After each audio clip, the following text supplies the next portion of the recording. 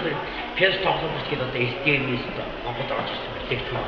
Энэ нь одоо сургууль болгоны эсгэлээд одоо хэрэглэгдэхгүй байж байгаа.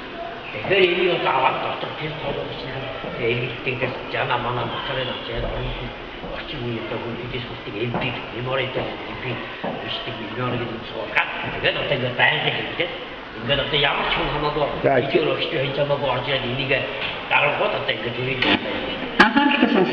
анхааралтай сонсоорой.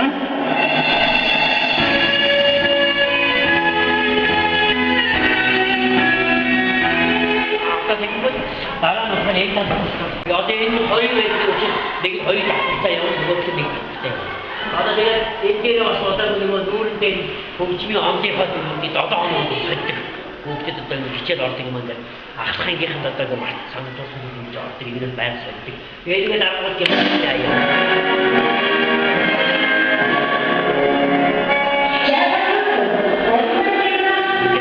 Ингэж одоо энийг ашиглаж ямаар байна гэж санаж байна. За, давай.